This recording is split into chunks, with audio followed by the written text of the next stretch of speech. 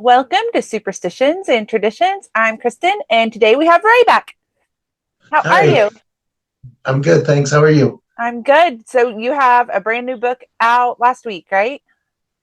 It's coming out this coming up week. Okay. Awesome. It's Awesome. the second Dark Love. It's called Dark Love Reborn.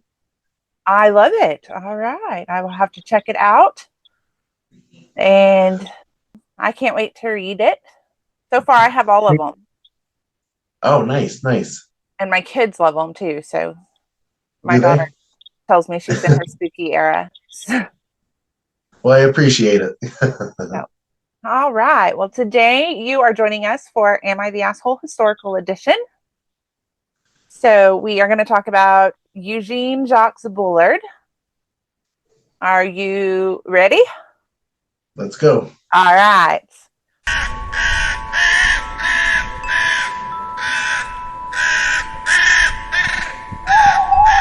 Am I the asshole for ditching the US, joining the French Foreign Legion, and having my pet monkey fight alongside me in World War II for France? A pet monkey fought? He had a pet monkey that he took with him. Yeah. That's kind of cool. I know. I know it. Okay, so here's the story. My father spoke to me often of France, regaling me with stories of freedoms afforded our race. When I was 11, my father spoke to a white man in a manner the white man found unseemly. The white man gathered his friends, and the group came after my father, torches and rope in hand. Thankfully, my father was able to talk some sense, and the group left him bruised but not lynched. After that, I made up my mind. I was to live in France without fear of lynching, without Jim Crow. I was determined.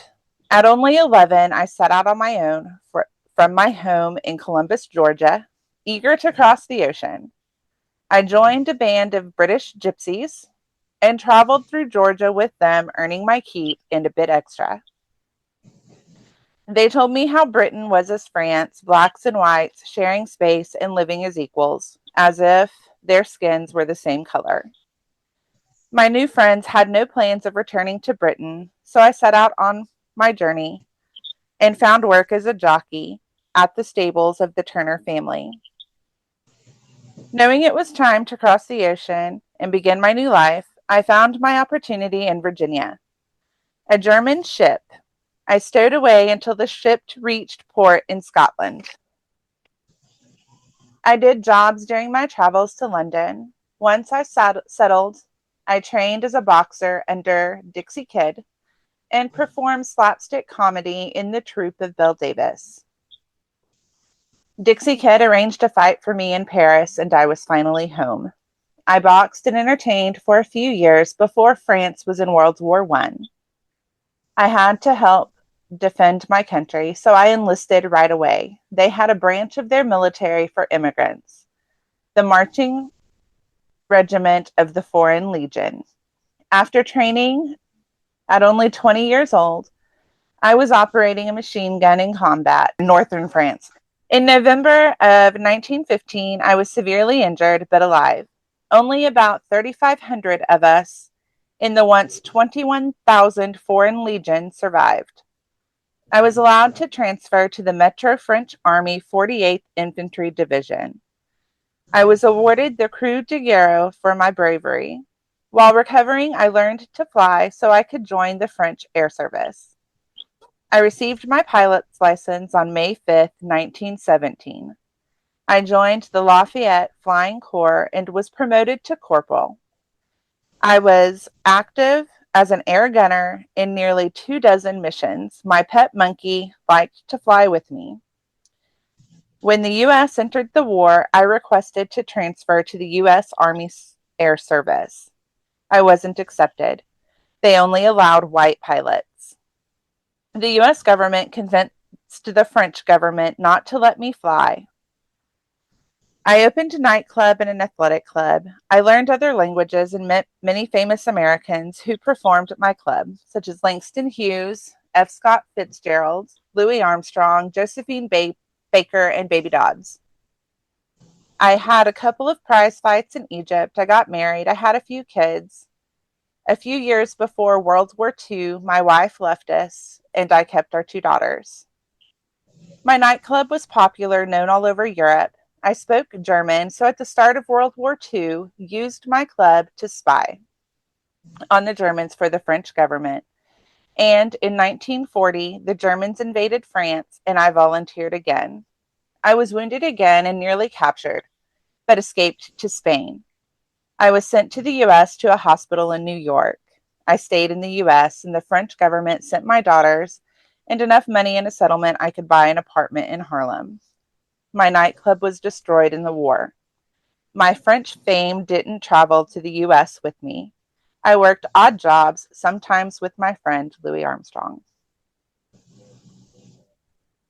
So That's pretty fascinating.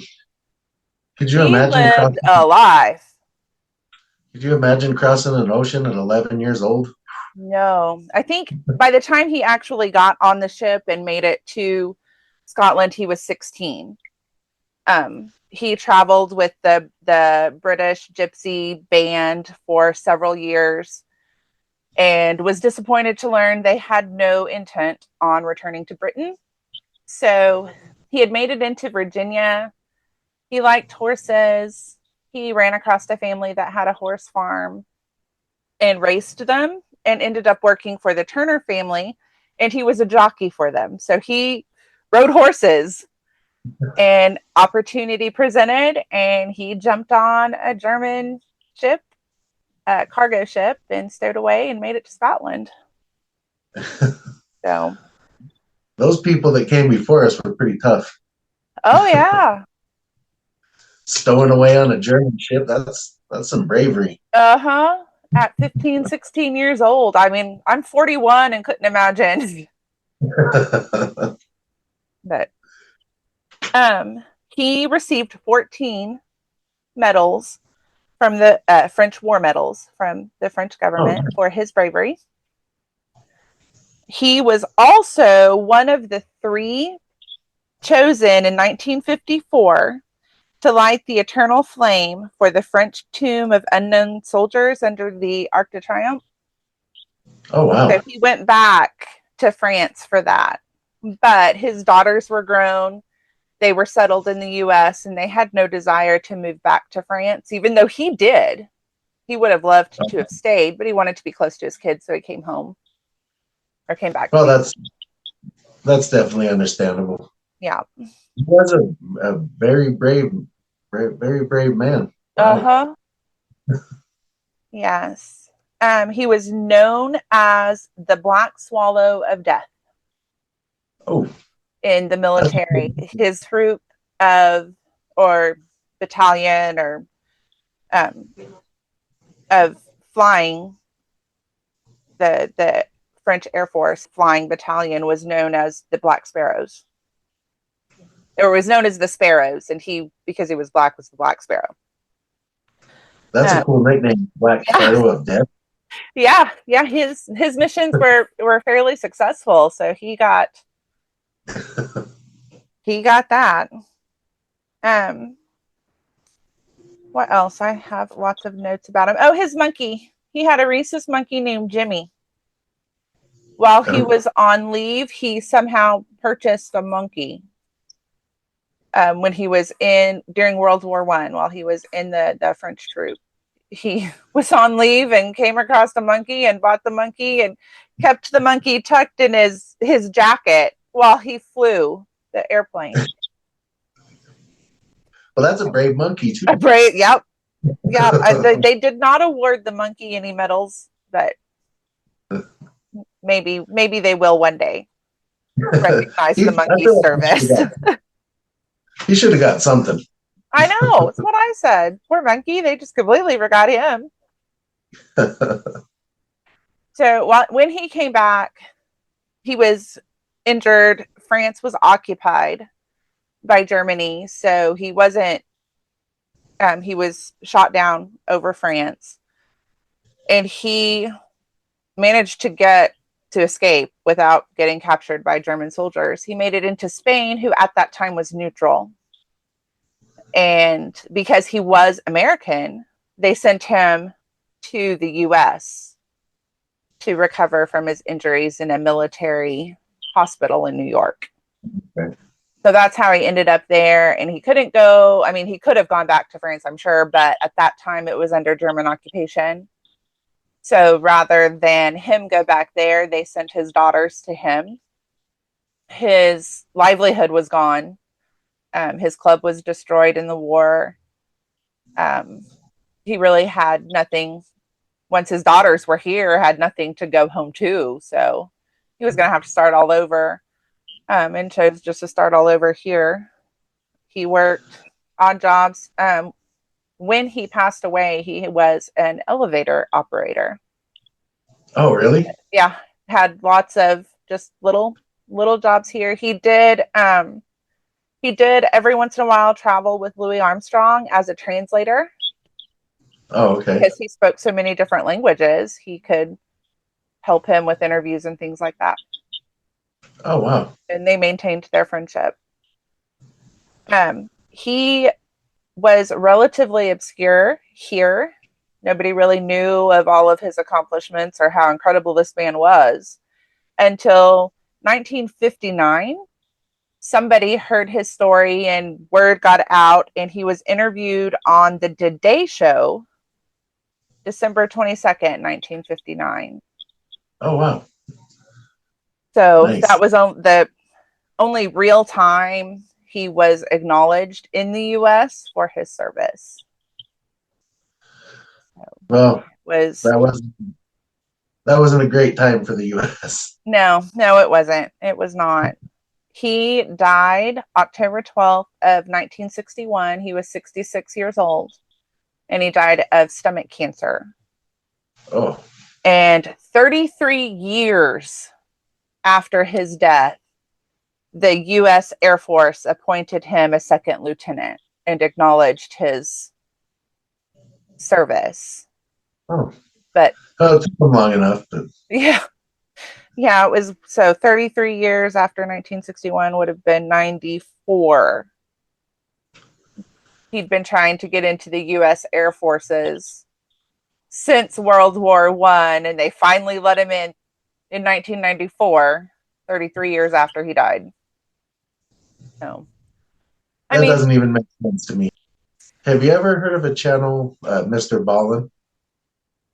He just tells stories. He calls it strange, dark, and unusual stories. Yes. I follow him.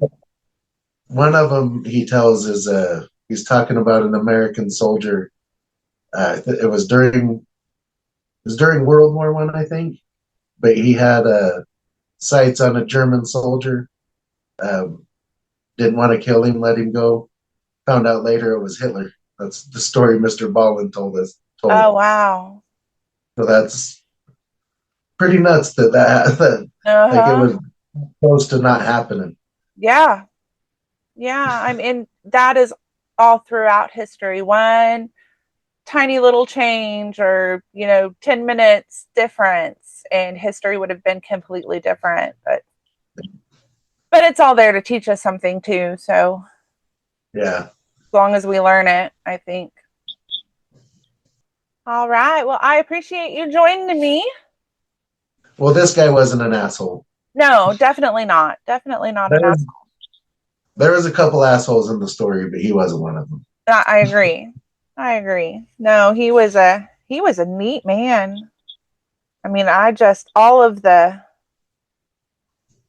16 years old just happens to be in the right spot to meet Dixie Kidd, and who was an international boxer at that time, and train with him. Yeah. And end up a prize fighter himself. Or be in the right place to meet Belle Davis, who had a traveling troupe of slapstick comedies, where he learned different languages, he learned how to entertain, which led him to be able to run this successful nightclub. I mean, just all of these different things working out for this kid. Very, very smart guy. Uh-huh. Very brave. Very brave, very smart. Yes. Definitely not the asshole. No. All right. Well, thank you so much for joining. Thanks And for having me. I always love it. I do too. We will have you back soon. So, Sounds good. all right. Well, we will talk to you later. If you guys are watching, leave us a comment. Let us know your thoughts. And be sure to like and subscribe and do all of those things that make us real happy. All You'll right. love this channel. I do. Awesome. Thank you. I'm glad you love it. My little kill time. Had no idea I would still be here 2 year or a year later working on my second year. So it's been fun. I've had a lot of fun with it. Met lots of cool people and Yeah, that's been one of my favorite parts is the people I've met. uh-huh. Yeah. You included, of course. Well, thank you. All right, Ray. Well, I will talk to you soon. Thank you so much for joining. And I No will be in problem. touch about our next project together. Okay, sounds good. All right. Have a good one. You too.